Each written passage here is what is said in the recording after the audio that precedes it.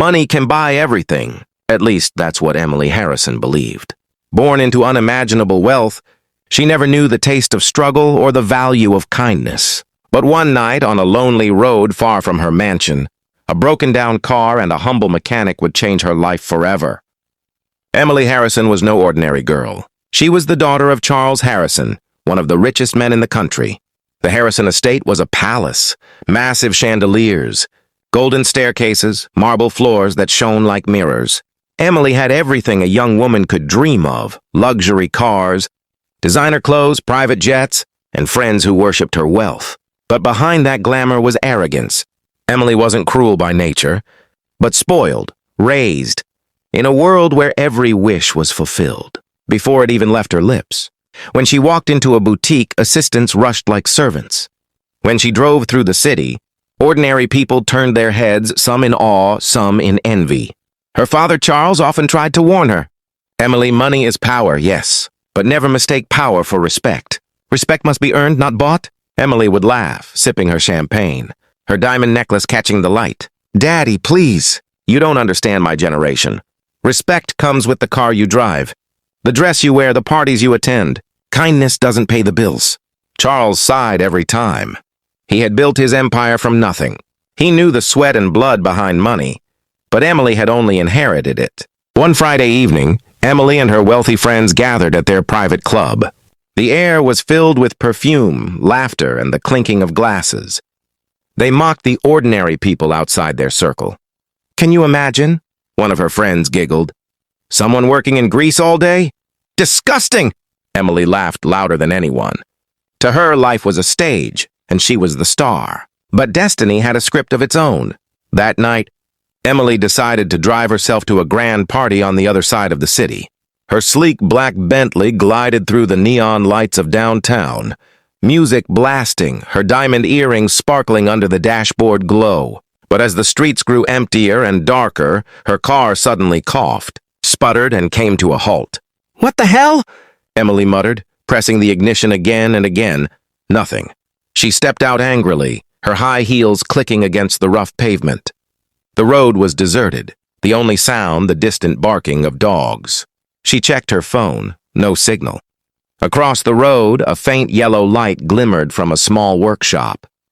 It was messy, full of tools, oil stains on the ground and an old radio playing softly. A young mechanic, Daniel, stood there, wiping sweat from his forehead, working late on an old pickup truck. Emily wrinkled her nose. "Oh, this place looks filthy." But with no choice, she walked towards it. Daniel looked up, surprised. A billionaire's daughter in her diamond dress, standing in his greasy workshop. It was like a painting of two different worlds colliding. "Excuse me," Emily said, her tone sharp. "My car broke down. Can you fix it? Quickly?" Daniel smiled warmly, as if her rudeness didn't matter. "Of course, miss. Let me take a look." Emily folded her arms, impatiently tapping her heels. She looked around in disgust.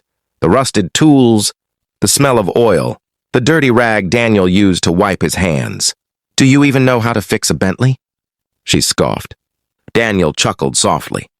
"Engines are engines, miss. They all speak the same language. Some just wear nicer suits." His calm confidence annoyed her, but she said nothing. As Daniel bent over the hood of her car, his hands moved quickly, carefully. Emily watched, half curious, half repulsed. After a few minutes, Daniel looked up.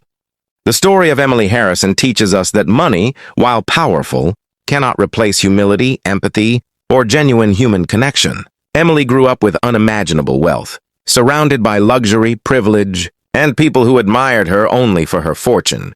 She believed that wealth could buy respect, admiration, and even love. But the events of one night, her car breaking down and meeting a humble mechanic named Daniel, reveal the deeper truths about life that no amount of money can purchase. Emily's life demonstrates that growing up with privilege can sometimes shield a person from real-world experiences. She had everything material: designer dresses, luxury cars, and extravagant parties. But she never understood struggle, patience, or the value of hard work. Her father, Charles, warned her that respect must be earned, not bought. The lesson here is clear: wealth may give comfort, but it cannot replace personal growth or moral wisdom. True respect comes from actions, integrity and character, not from expensive possessions. When Emily's car broke down on a deserted road, she faced a situation where her money couldn't instantly solve her problem. She had no choice but to rely on Daniel, a young mechanic, whose world was completely different from hers. Despite his humble background, Daniel approached her with professionalism, kindness, and confidence. This moment teaches us that humility is essential.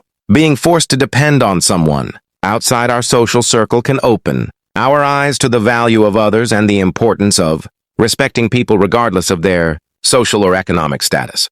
Emily initially judged Daniel and his workshop because of the dirt, grease, and simple tools. She assumed that wealth and status determined skill and intelligence. However, Daniel's competence, patience, and calm demeanor proved her wrong. The lesson is that outward appearances can be deceiving. True value lies in character, skills, and attitude. People should be judged by their actions, not by their wealth, appearance, or social standing. When Daniel asked Emily to sit on a dusty wooden chair, she hesitated, thinking only of her expensive dress.